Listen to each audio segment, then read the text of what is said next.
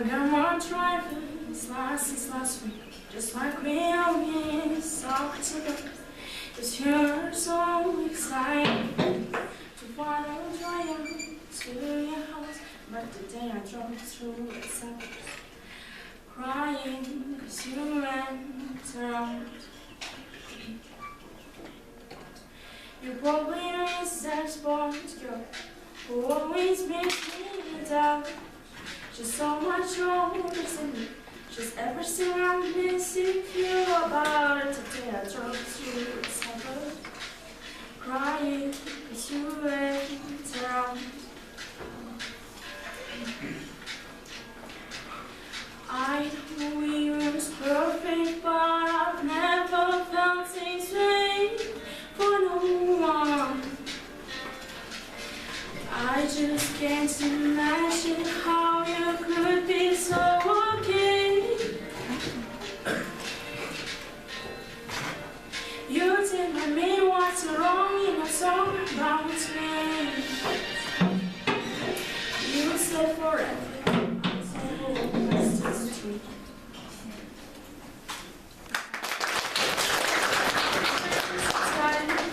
Of you hold my charming you, but I can't feel sorry for it.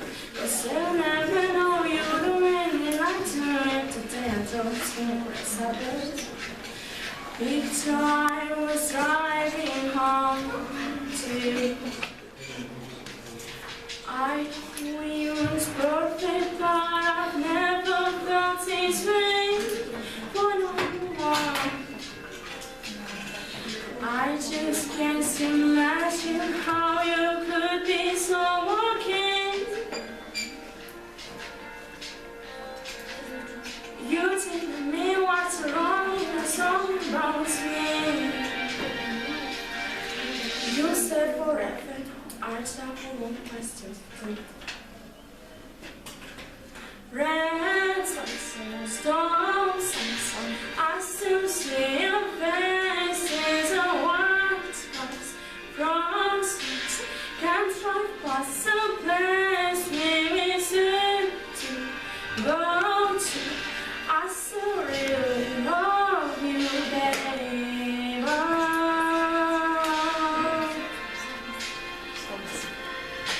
Such place we crossed, I still hear your voices. A traffic we're laughing over nose and nose. God, I'm so good on the street. I still really love you, baby.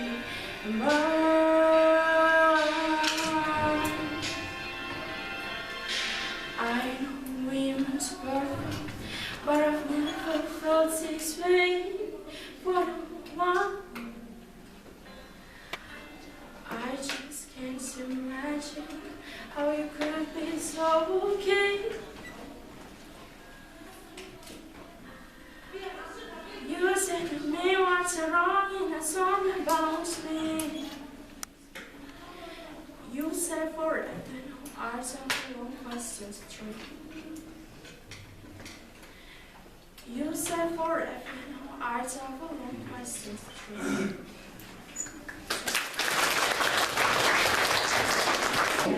Yeah. sabah olvatkan yerde başka oluyor. Bu ağay bastı. Al hürmetli оқушылар, осындай әсем әуенмен ағылшын тілінде айтқан Батырева аянlara тағы бір қол шапалақтап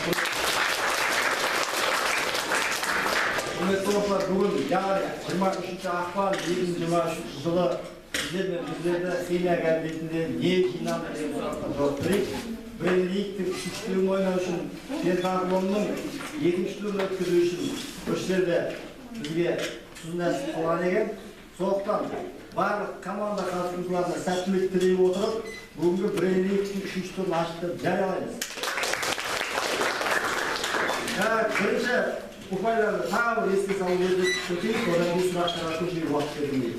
11 ада 10 ұпаймен 2-ші орында, 11 әлде 9 ұпаймен 3-ші орын, 11 ұпаймен 1-ші орында келе жатыр. Қалған 4 командамызда 7 ұпай жинап, 4-ші орынды теңдей бөлісіп тұр. Soğuktan bugün endi tағы да өзгерістер болады деп үміттенеміз. Сайыстың қыза түсуі нағыз кульминациясында болуы мүмкін. Соғықтан үшінші тур барлық командаларға сәттілік алып келсін және ұпай алып келсін. Өздерінің ниеттерінің жетуіне қуанышпен және де осы ғибратты оқиғалардан сабақ алып кетуіне тілектес. Ұзақ созбай бірінші сұраққа көшейік.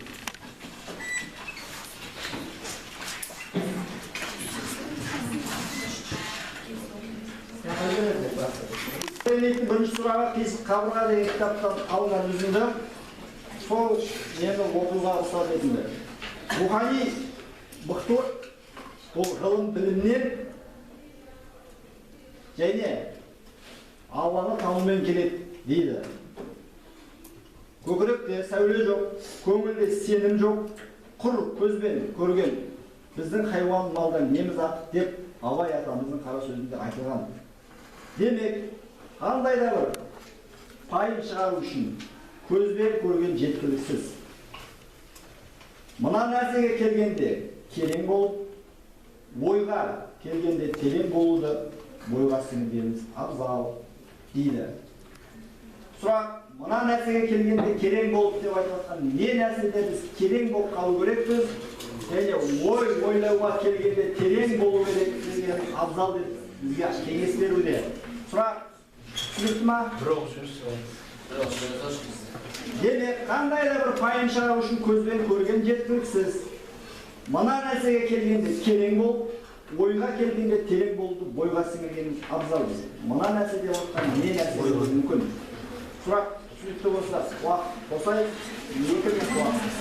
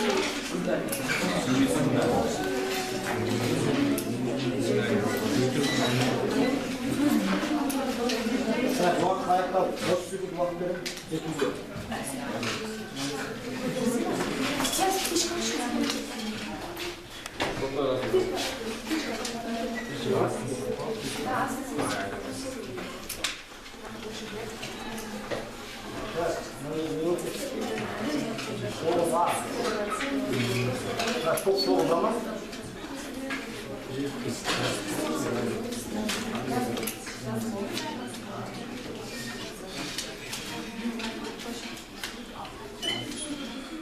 Reisliklerini taşlarız, yaktan 11'den başlatırız, teresi koyarsan gibi. Şimdi 10 her yetim diyor. Bu da oyunu kayın ben. Cevap çok iyi bileyim ben. Yok yani.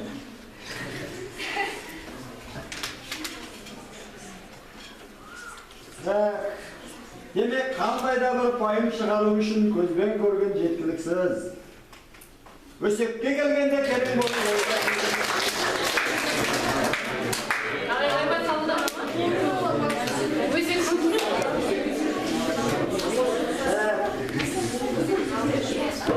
Школ жоқ, böyle olarak söylediniz.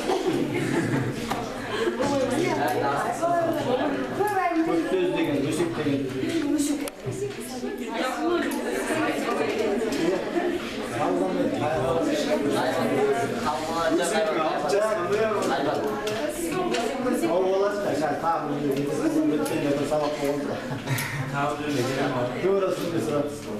Sabah olmasa katlı bilimge var, katlı keldi.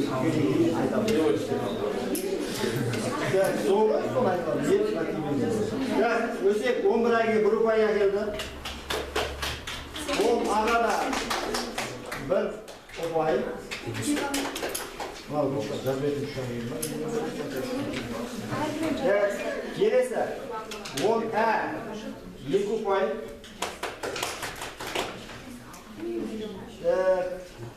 O adam var mı geldi? Gel durak.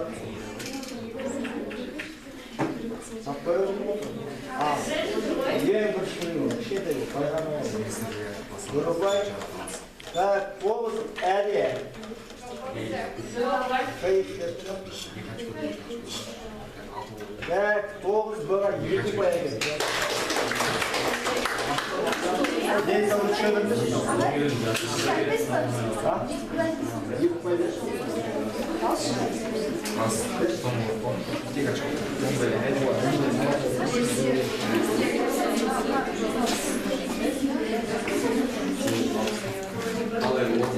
Жағдайлар айтып отырмын.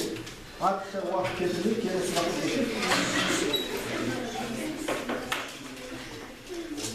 Так, күлгілі жағдайлар дейді. Тақырды босылып қойып. Так, бастай оны. Ақиқатты көпшіліктің таңдауына, өмірдің мақсатын жайлы тіршілікке, жақсылықтың сипатын өтірікке, күліп жүре беруге, тілекті отырыста дос айтуға, батырлықты біреуге сес көрсетуге, махаббатты сәтті некеге, достықтың рахатын материалдық қолдауға, әңгімелесуді шағым айтумен өсекке құрметтеу мен қадірлеуді мына нәрсеге әкеліп тіреген мына жалған өмір күлкіні келтіруді тоқтатар емес деп ой түйген екен Самал Самарқанди деген әшелері. Сұрақ, құрметтеу мен қадірлеуді мына нәрсеге әкеліп тіреген мына жалған өмір күлкіні келтіруді тоқтатар емес дейді. Сұрақ, түсінікті уақыт қосыла береді ма? Бастады оны істесен, командаларға болды, енді күшті басынан бар. Қасына бар.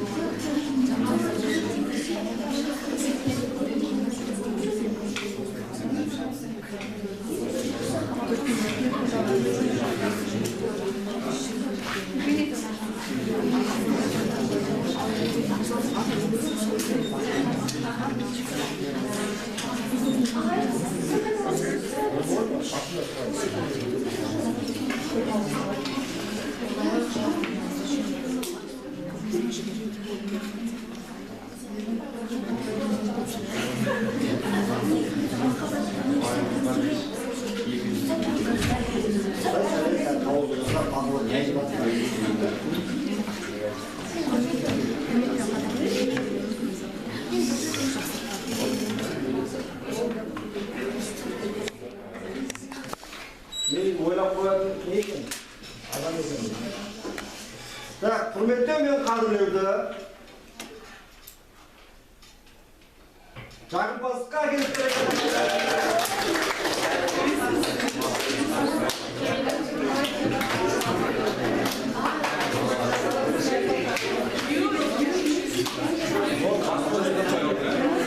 Al. Ha, жаңа басқа деген. Ол бір екі ұпай алып келді. Şu sıraqqa koyayım. Stüdentlik şarttan deydi. Men aytdim, biroq u qanday eshitdinglar. 1000 bilet және bir tun degan. Studentlarda ko'p bo'ladi situatsiya. 1000 bilet және bir tun. Bu kедей бақытсыз студенттің емтиханға қалай дайындалуға тырысқаны туралы әңгіме. Жоғары оқу орындарында кем дегенде 15 жыл бұрын бітіргенде неге бәрін алдын ала алып үйренбеске деп қазір ойланады. Неге десеңіз, емтихан болатын күн бір күн бұрын жарияланбайды ғой.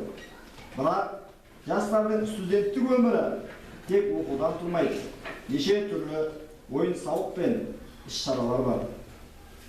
Ал студенттер қауымы есін жиып, емтиханға дайындалуға 1-2 түн, тіпті 1 түн отыратын сәттері де жиі болады. Сонымен емтихандарды тапсыра алады ма? Студенттердің өз ырым нанымдары көп. Бірақ студенттік жылдар тек көңілді және ойын-сауық емес екенін түсіну керек.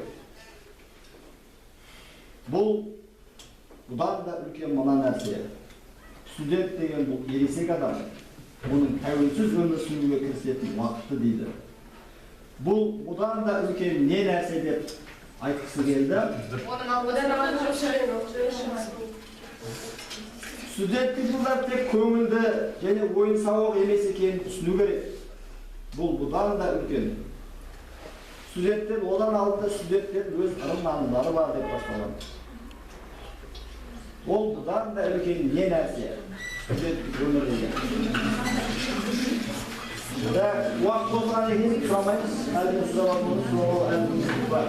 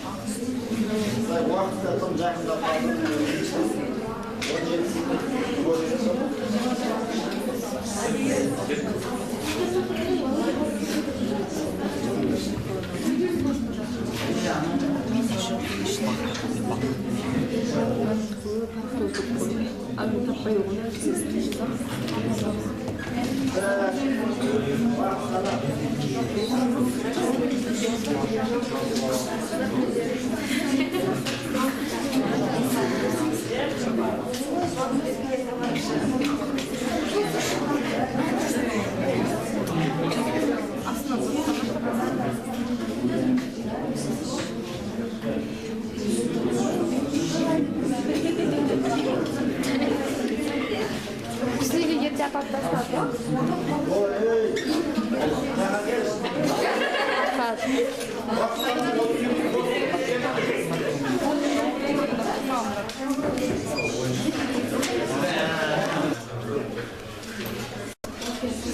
Так, onmen мың билеттерге bir түн деген мән мағынасы түсіндіңдер ма? Әр уақыт барда жүріп кешегі сағат 6 болған кезде 1 минут қалған кезде жіберетіндер бар. Сендерде сондай ситуация болды. Жүріп уақыт кетіп алғаннан кейін бір түнде амал жоқ дайындалып шығуға барасың. Одан кейін ары қарай түсті ме түспеді ме бір құдай байлар. Оған жазса студенттер өз нанымдары көп болады. Бірақ студенттердің жылдары тек көңілді ойын сауық емес екенін түсіну керек. Бұдан да үлкен жауапкершілік.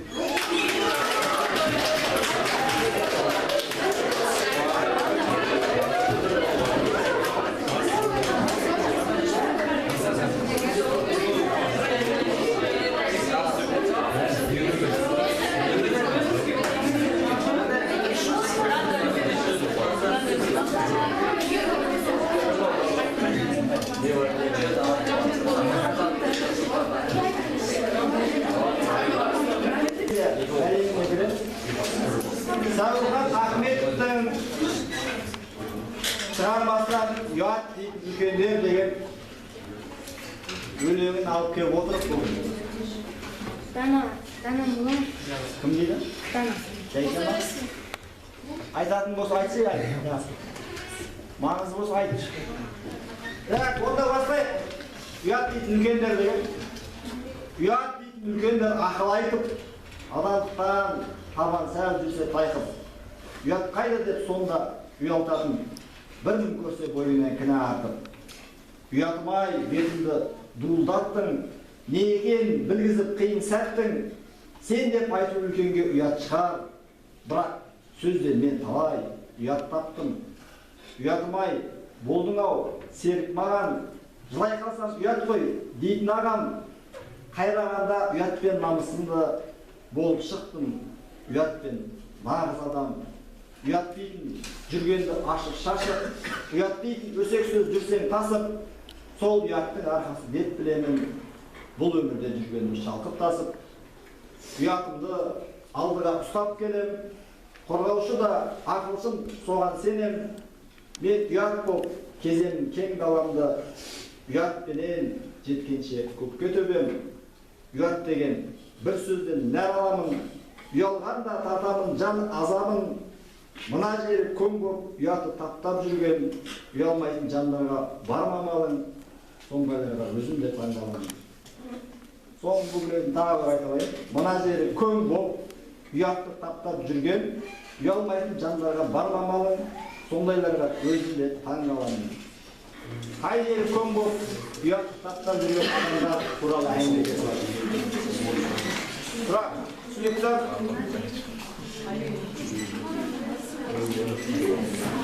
басталды.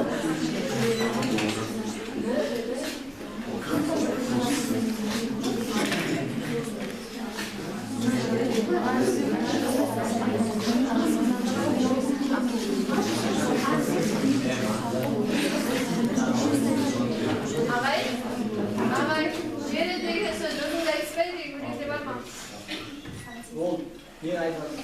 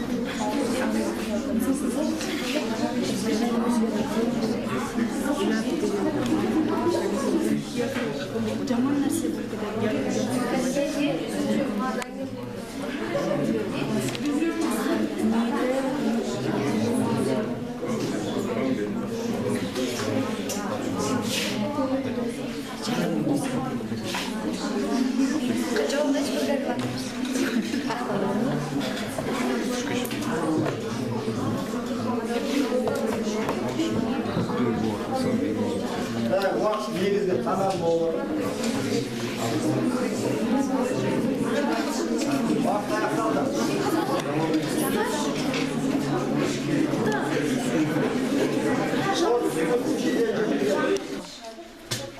Yot degan bir so'zdan narilarim yolg'anda tartabim janazabim beti ko'ngil uyatib taptab yurgan uyalmayib joylarga bormamoq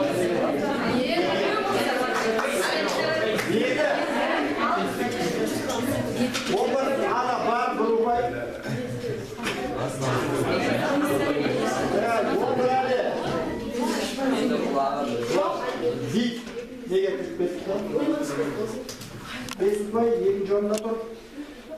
Odan keyin bizde 3 paymen 3. oranda gelen bu pentatlon boyunca mesele. İlk 9 3 paymen 3. oranda talasıp. Endi қазір ұпайла тең болған кезде проблема шықпас үшін қалған екі сұрақ уақытта ойналады. Ойнағанда қалай? Яғни екі сұрақты кім? Бірінші әкелді, екінші әкелді тіркелеміз. Тоқтар, ол екі сұрақ бірінші сандаймыз. Дұрыс болу керек, бірінші әкеліп алып дұрыс емес болса пайдасы жоқ. Жаңа 2 минутты күтіп отырудың еш қажет жоқ. Сен 1 минутта проблема шешіп қойдың ба? Сразу әкеліп өткізе бердің. Мына бірінші қой, бірінші өткіз, екінші өткіз деп белгіленеді. Түсінікті? Ана ескертіп қойғанда тем более олар уже тең болып қалған кезде екеуінде де ескерту болса, онда жаңа уақыт есептелмейді. Так, сонымен кеттік ағай.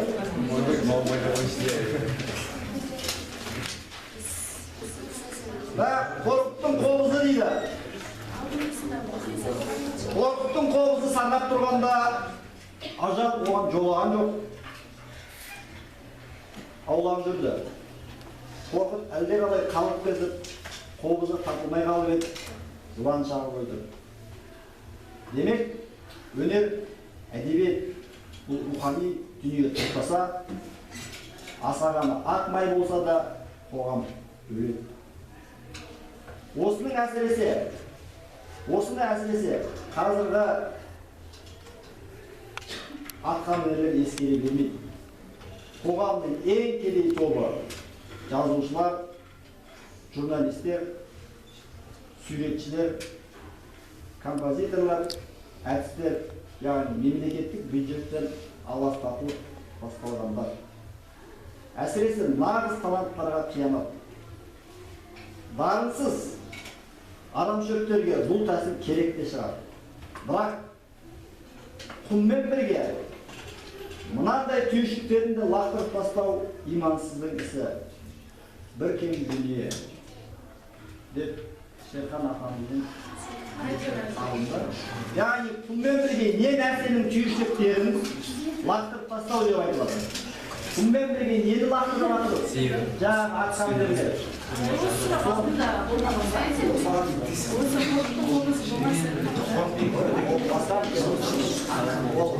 Аяғы қарындасты етпеңдер. Сұрақ түсті осы уақыт.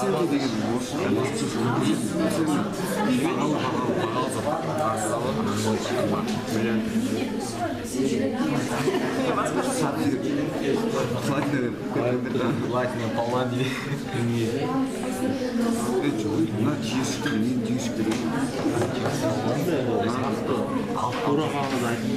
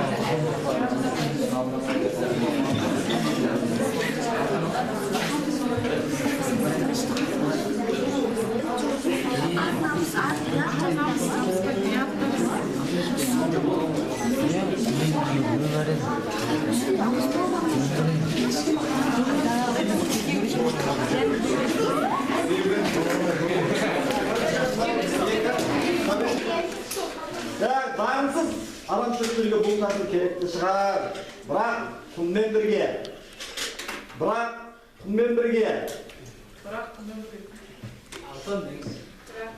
Tamam, ne yapmak oluyor?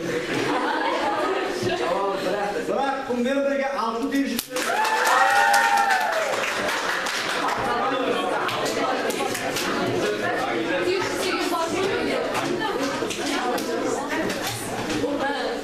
Ya, o bırak, şuraya geldi ya.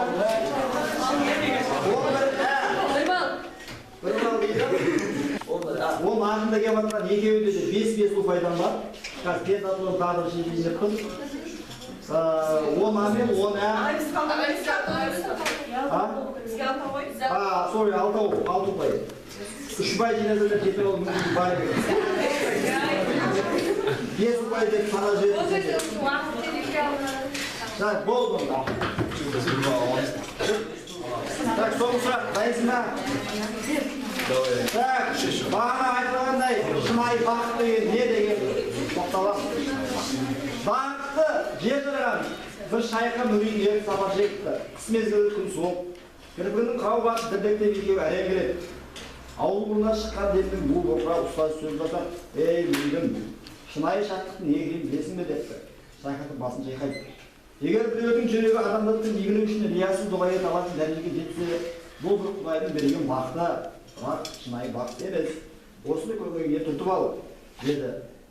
Біраз жол жүрген соң, әй мүрей, мынаны есіңе сақта.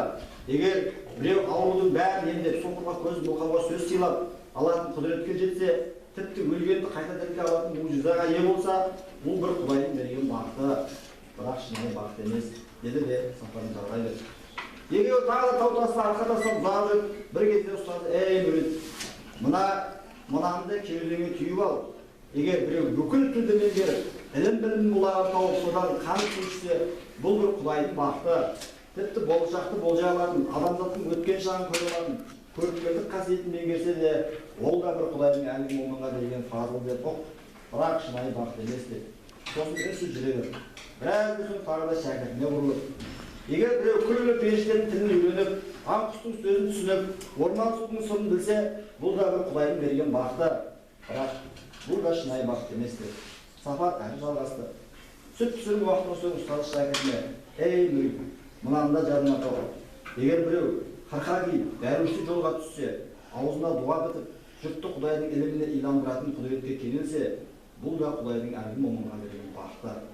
Бірақ бұл да шынайы бақыт емес деп. Осы кезде шәкірті шыдай тақсыр, сонда қалай?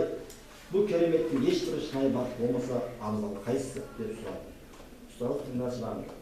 Қаған аязда аяқты әрең басып, қарның аш, киімің су, күш қуатын сарқылып, діттеген жерге әрең жеткенде, бізге адам екендер ешкім қарамаса, есік ашып, жылытпай, ас беріп қуантпай, өң-шөң қаңғыбас, өтірік іліммен елді алдап пайда таппақсыңдар ма?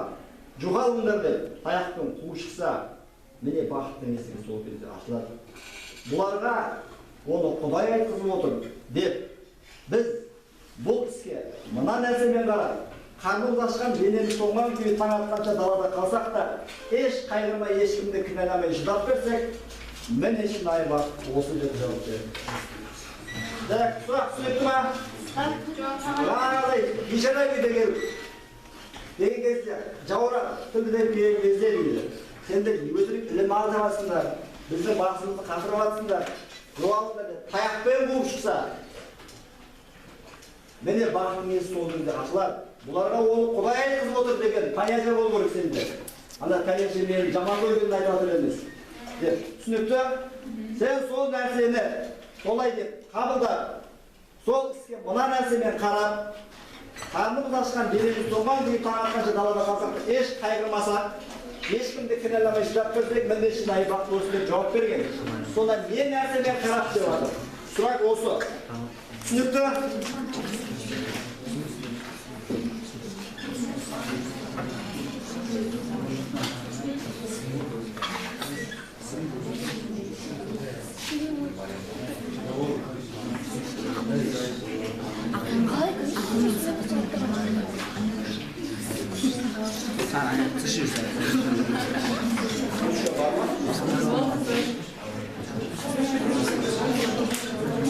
Жаңа келесі сақталап, жылдап келіп қойып отырсам.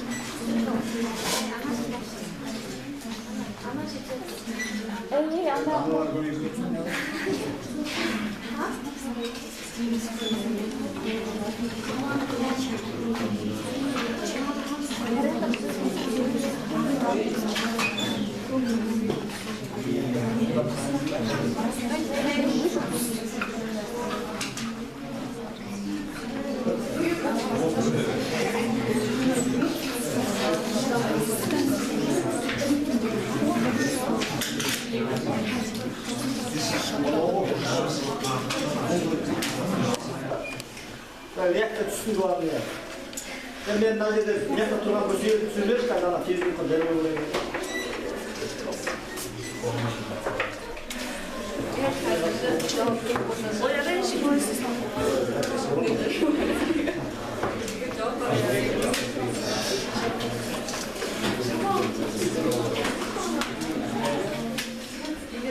Болма.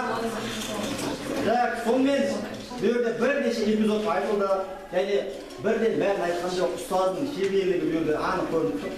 Аз-аздан бәләп, ойлап сіңіп соған кейін беріп отырды ғой. Көрдіңіз бе тактиканы? Соңында главныйын айтты. Сондықтан не деген екен? Бейшара болып келген кезде таяқпен қуып шықса, міне бақыттың есі сол жерде ашылады. Оларға оны Құдай айтқызып отыр деп, біз бұл іске тек қана сабырмен қарап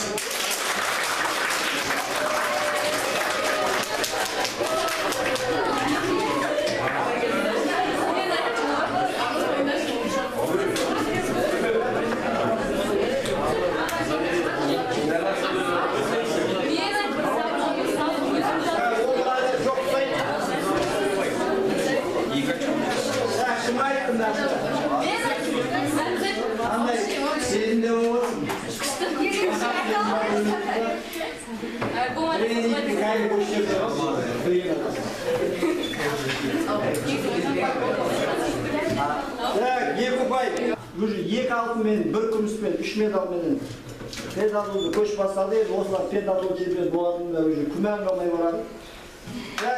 11-а Брейнингті 4 ұпаймен жалпы ұпайлар санын 13-ке жеткізді. 10-а бізде 7 ұпай жинап, жалпы ұпай санын 18-ге жеткізді.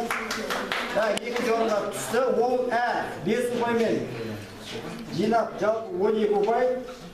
9-а 4 ұпай жинап, 4 ұпай жинап, 2 ұпай жинап, 9 ұпай. 9-а 2 ұпай жинап, бұл да 9 ұпай. 9-б 6 ұпай жинап, жалпы ұпайлар санын 13-ке жетті.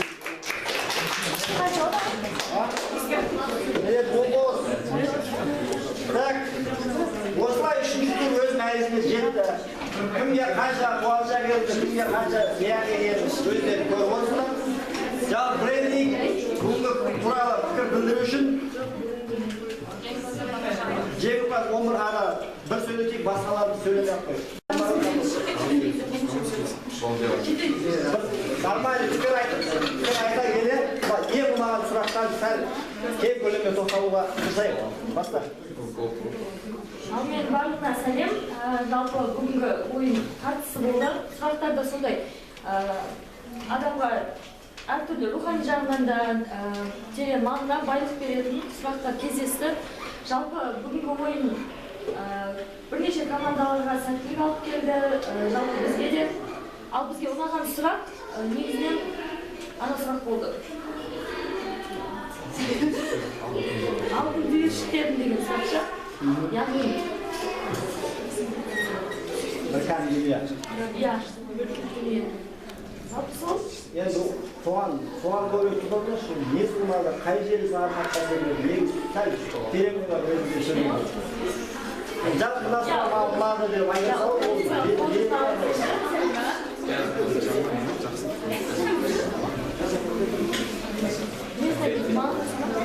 не соңады? Үш бал алған үшін ба? Ол да бар ғой? Ақша нейін кеседі. Басқандар басты алып берді, қош жіберді айтты. Ондай не күтпей жүрді.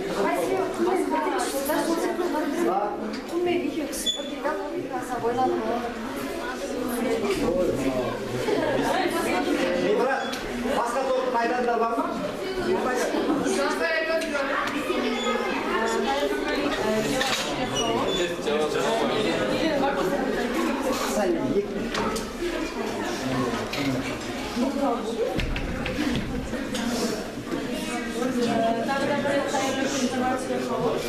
Негізінен осы жылдағы дебаттың Дебат емес, брейнинг.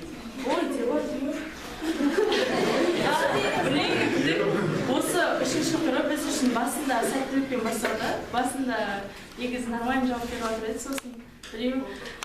Негізінен қатты руханиятқа кетіп қалған сияқты болды.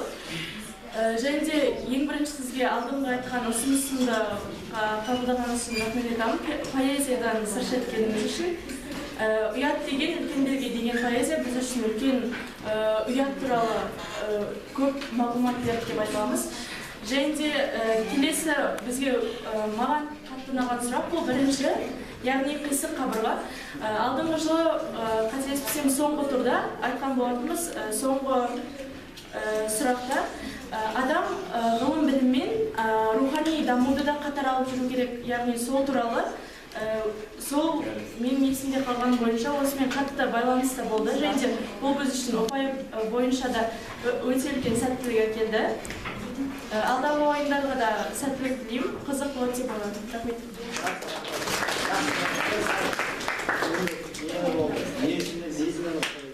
Омбыға бүгін екінші орынға ұспағандарыңыз бір сөз сезім қалай болады? Сәлеметсіздер ме? 11 сыныпта бүгінгі жеңістерді құттықтаймын. Бізге ұнаған осы 6 сұрақтың ішіндегі ұнаған сұрақ бізге деген солай маған ұнаған сұрақ мың билет бір түн. Бұл сұрақ бір керемет әсер қалдырды, себебі біз қазір жауапкершілікті көп сезіне бермейміз. Тіпті 11 сыныптардың өзі де жауапкершілікті көп сезіне бермейді. Әлі таңдаған пәндерін әлі де өзгертіп жүр. Бұл біздің ары қарай өмірге деген құштарлығымызды ашады деген ойдамын. Енді жауапкершілікті бола бастаймыз деп ойлаймын осы сұрақтан кейін. Осыдан сауал аламыз. Иә. Қуаныштың басқа пікір айтамын деген. Омбыға, омбыға.